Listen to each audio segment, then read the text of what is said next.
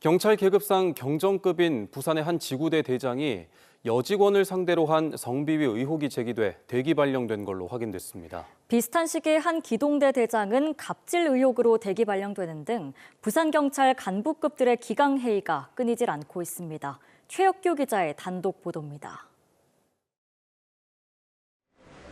부산의 한 경찰 지구대입니다. 부산경찰청은 2달 전 이곳 지구대장 A경정을 성비위 의혹으로 대기 발령 조치했습니다. A경정은 지구대 전입 온 지 얼마 안 된 비순경에게 첫사랑과 닮았다거나 애인으로 삼고 싶다 등의 성적 수치심을 느낄 만한 문자를 보낸 것으로 알려졌습니다. A경정은 또 비순경의 집에까지 찾아갔다는 의혹도 제기됐습니다. 저는 잘 모릅니다.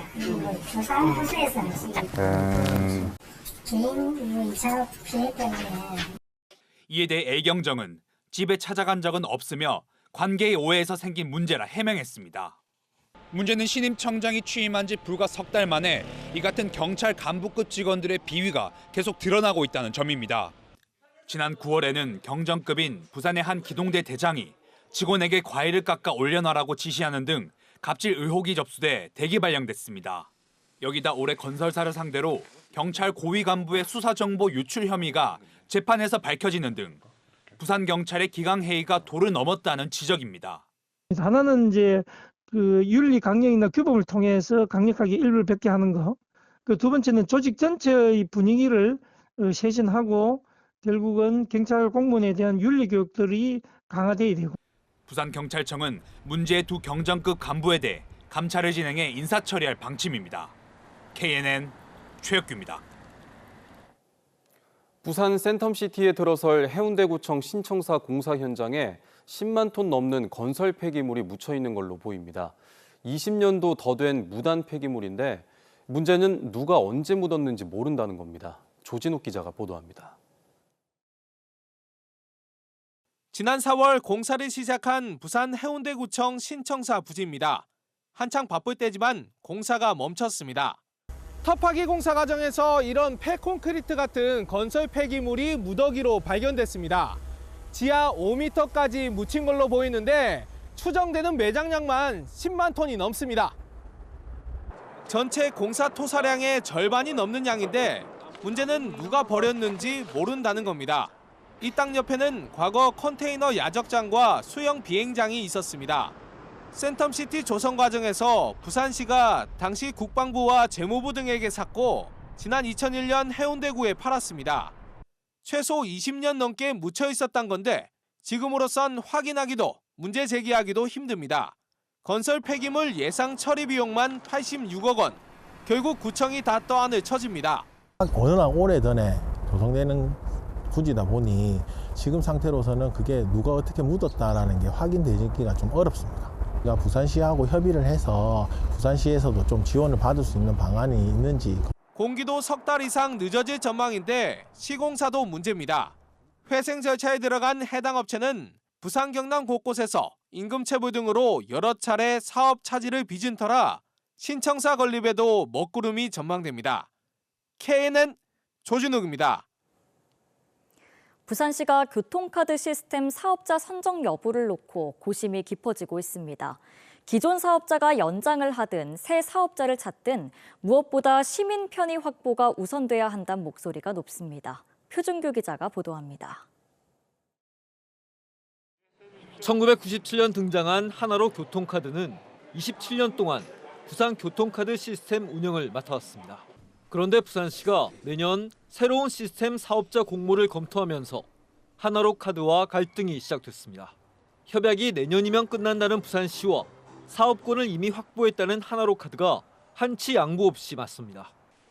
하나로 카드가 주장하는 사업권은 시스템과 별개라는 법률 해석을 부산시가 받은 것으로 알려진 가운데 이달 안에 방향을 정할 전망입니다.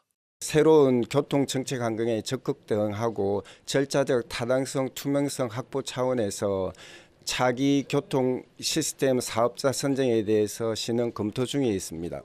30년을 방치하다 갑자기 소송전 위기로 치달으면서 부산시 의회도 혹시 모를 결제 시스템 중단 등 우려를 제기합니다. 사업의 진행자는 진행자대로 부산시는 시대로 이 부분에 대해서 너무나 안이한 대책을 하지 않았나.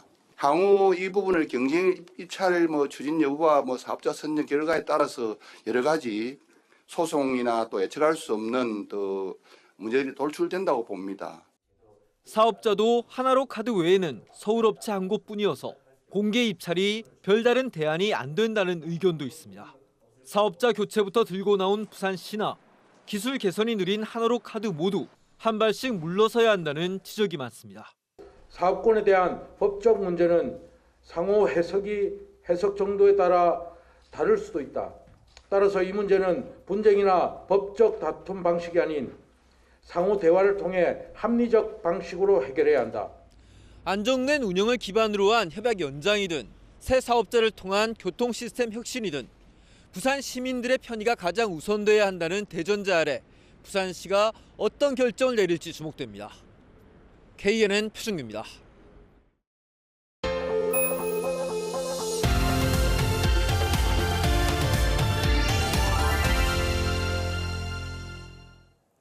노인 인구 1000만 시대, 게다가 노인 10명 가운데 4명이 혼자 사는데요. 이들을 어떻게 돌봐야 할지가 부양자 개인을 넘어 사회적 과제가 되고 있습니다. 렛츠고 스타트업, 오늘은 홀몸 노인 원격 돌봄 서비스를 개발한 제로웹을 김건영 기자가 소개합니다. 혼자 생활한 지 5년이 된 60대 강영애 씨. 정기적으로 걸려오는 요양보호사의 안부 전화가 늘 반갑습니다. 잘 계셨습니까, 일주일 동안? 네, 잘 지냈습니다. 덕분에요. 네. 예. 어디 몸이 불편하시거나 그런 건 없으시고요? 아니, 없습니다. 잘 지냅니다. 뿐만 아닙니다. 비상시 사용할 수 있는 긴급 벨부터 레이더 움직임 감지기, 온습도 감지기 등이 집 곳곳에 달려 있습니다. 운동량 부족이 감지되면 집 주변 산책을 유도하는 스마트폰 앱도 작동합니다. 혼자 지내지만 항상 건강과 안전에 대한 돌봄을 받다 보니 든든합니다. 움직이는 거기 다 된다니까요. 그거 알지? 그런 게 좋다면서 그러대. 네. 자기도 안심했다면서 그러대. 완전히 좋아요, 든든하고. 예. 강 씨에게 제공되는 서비스는 모두 3가지. 지역 스타트업인 제로웹이 만든 시니어 라이프 케어 플랫폼입니다. 핵심은 이용자의 일상활동 데이터를 실시간 관제하는 시스템입니다. AI 딥러닝 기술로 이상 징후를 정확히 포착해 선제적으로 대응합니다. 긴급 시엔 보호자 통보와 함께 무인 경비 서비스까지 출동합니다. 시니어들의 그 센서들이 저 인베디드 시스템에 들어오게 되고 그 로우 데이터들을 저희가 AI 기술로 그 분석을 합니다. 시니어마다 그 생활 패턴을 산출할 수 있게 되고. 인공지능 스피커나 단순한 긴급벨 등을 활용한 기존의 유사 서비스보다 크게 진일보했습니다. 지난해 국비를 받아 부산시 등과 함께 벌인 시범 사업에서도 뚜렷한 성과가 확인됐습니다. 사용자들의 특성들을 고려하지 않았던 예전 사업과 달리 시니어들이 아무것도 하지 않아도 내가 보호받고 있다는 느낌을 강력하게 줄 수 있어서 그것들이 가장 그 차별점으로 보고. 의료계에서도 크게 주목하고 있습니다. 환자 중심으로 변화하는 최근 재택의료 활성화 움직임에도 촉매제가 될 수 있다는 분석입니다. 데이터들을 의료진과 공유를 함으로써 환자분의 상태를 조금 더 잘 알 수 있기 때문에 재택의료에도 굉장히 큰 도움이 될 거라고 생각하고 있습니다. 개인 고객 상품 출시가 임박한 가운데 해외 진출도 가시권입니다. 노인 고독사가 이미 큰 사회 문제가 된 일본에서도 테스트가 시작됐습니다. 더군다나 IT 기술이 빠른 한국의 어떤 스타트업들을 같이 데려가려는 움직임이 있어서 지금 일본 대기업들과 협업들을 많이 진행하고 있고요. KNN 김건영입니다. KNN은 1970년대 새마을 운동과 함께 농촌에 지어진 창고들이 흉물로 방치되고 있다는 소식 보도해 드렸습니다. 경남도가 대대적인 실태 파악과 함께 철거 지원을 추진하면서 그 결과가 주목됩니다. 이 소식은 주우진 기자가 보도합니다.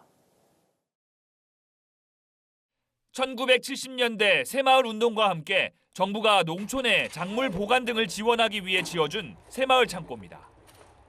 수십 년 세월이 흐르는 동안 건물에 금이 가고 지붕이 내려앉은 채 쓰레기만 쌓이고 있습니다. 경남의 농촌에는 흉물이 된 이런 새마을 창고들이 곳곳에서 자리만 차지하고 있습니다. 철거 요구에도 마을 사유재산이란 이유로 지자체들이 방관하고 있다는 KNN 지적에 경남도가 나섰습니다. 전국에서 처음 실태 조사를 실시했습니다. 지난 6월 1차 조사를 통해 17개 시군에서 모두 321개의 새마을 창고 현황을 파악했습니다.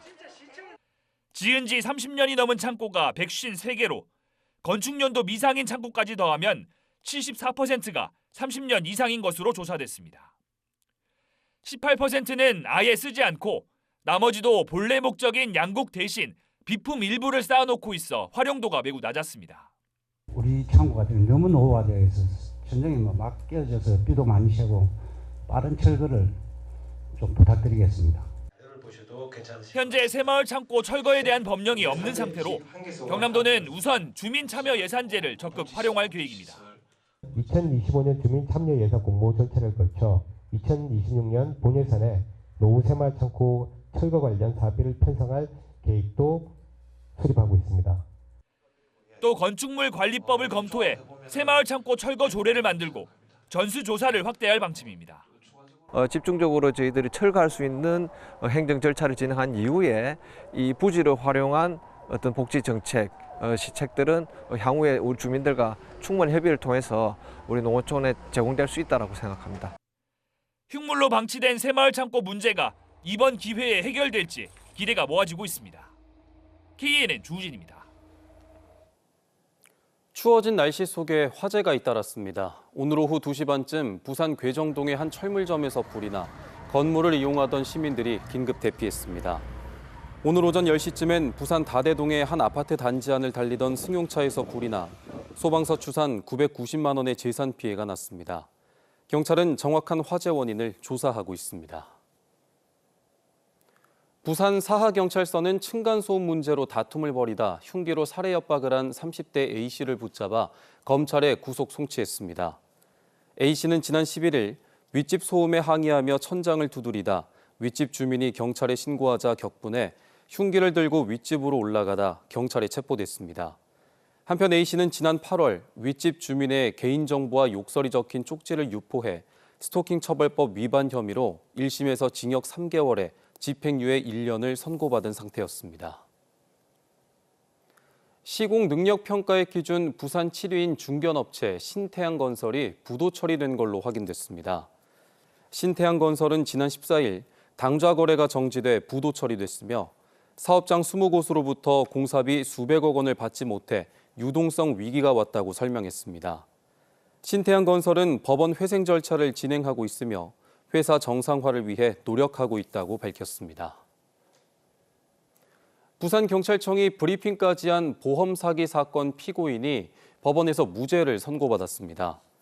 부산경찰청은 지난 2022년 부산의 한 도로에서 마주오는 차량을 가로막고 상대 차량 바퀴에 발이 깔렸다고 허위로 주장해 보험금을 타내는 등 모두 3차례에 걸쳐 보험금 4,500만 원을 타낸 혐의로 50대 A씨를 검찰에 구속 송치했습니다. 당시 경찰은 브리핑까지 열고 A씨 혐의에 대해 밝혔지만 법원은 1심에서 A씨가 고의로 부상을 입었다고 보기 힘들다며 보험 사기와 관련된 혐의를 모두 무죄로 선고했습니다.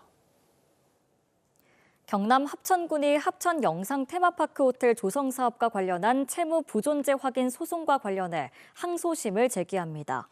합천군은 채권자에게 수백억 원대의 손해배상을 해야 한다는 창원지법 거창지원의 1심 판결에 대해 받아들일 수 없다며 항소를 제기한다고 밝혔습니다.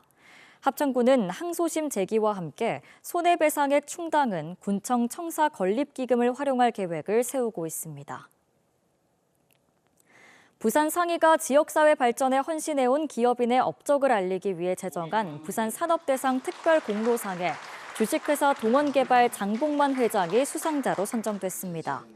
장봉만 회장은 지난 49년 동안 동원개발을 이끌어오면서 기업을 지역을 넘어 대한민국 대표 건설기업으로 성장시키고 기업 이윤을 사회에 환원하는 등 다양한 공헌 사업을 펼친 공로가 인정됐습니다. 밀양시가 지역문화예술 활성화를 위해 오늘 KNN과 상호 협력을 위한 업무 협약을 체결했습니다. 이번 협약을 통해 밀양시와 KNN은 밀양의 문화예술 활동이 충실히 반영될 다큐멘터리 제작 등을 공동으로 추진합니다. 또 미랑 아리랑 예술단 공연 콘텐츠의 부산 경남 예술회관 공연화를 위한 공동사업과 마케팅도 협력할 계획입니다.